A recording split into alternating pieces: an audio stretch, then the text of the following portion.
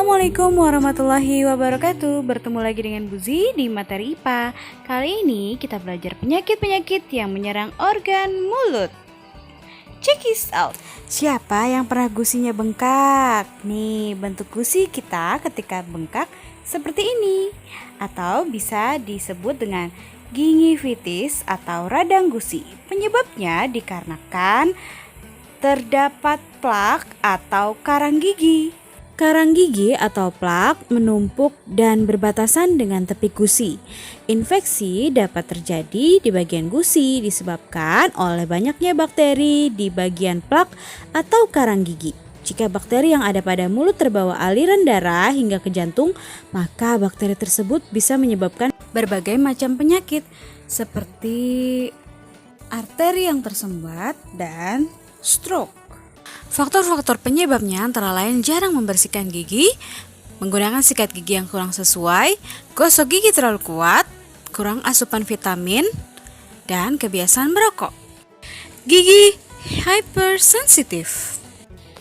Dalam dunia kedokteran disebut dentin hypersensitif atau DH, yaitu suatu respon yang tidak normal dari dentin gigi yang masih vital terhadap berbagai rangsangan seperti panas, dingin, sentuhan, ditandai dengan ngilu pada gigi yang dikarenakan enamel atau lapisan terluar gigi bisa saja rusak sehingga dentin tidak memiliki pelindung lagi.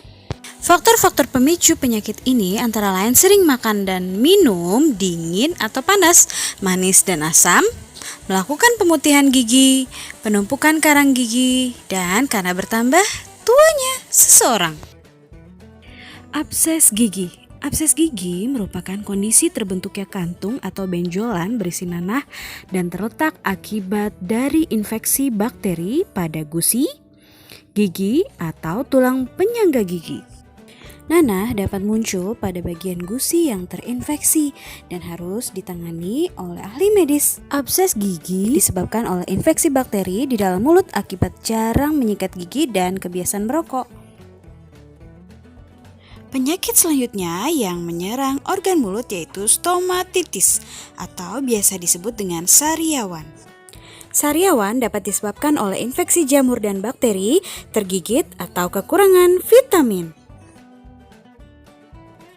Sariawan merupakan keadaan ketika selaput lendir mulut yang tampak seperti luka dengan rupa bercak yang warnanya agak putih, kekuningan, dan bertekstur cekung.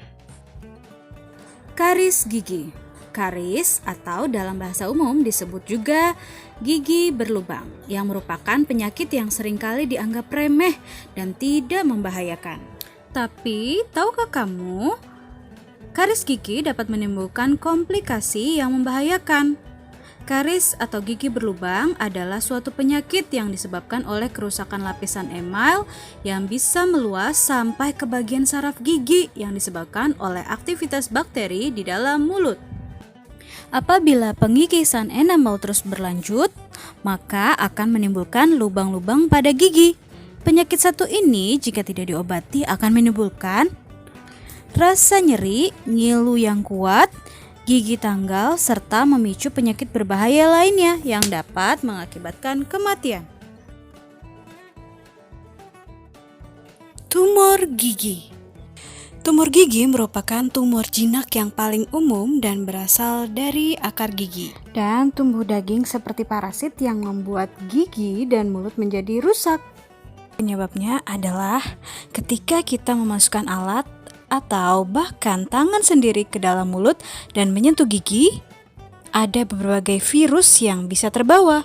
Faktor penyebab lainnya antara lain mencabut gigi secara sembarangan atau bukan dengan alat yang tepat, virus yang berkembang terlalu banyak, serta kurang terjaganya kebersihan mulut. Glositis adalah penyakit radang pada lidah yang ditunjukkan dengan adanya pembekakan di lidah. Lidah akan berubah menjadi kelihatan lebih licin, bahkan terjadi perubahan warna pada lidah ketika terjadi pembekakan. Pada kasus yang lebih parah, glositis mampu memicu penyumbatan pernapasan saat lidah membengkak sangat parah. Faktor penyebabnya antara lain reaksi alergi terhadap makanan atau obat, trauma mulut yang biasanya disebabkan oleh luka, mulut kering, dan kekurangan zat besi. Penyakit Koksky. Penyakit Koksky adalah penyakit tangan, kaki, dan mulut atau bisa disebut dengan flu Singapura yang ditandai dengan luka lepuh pada mulut dan ruam atau bintik merah pada tangan dan kaki.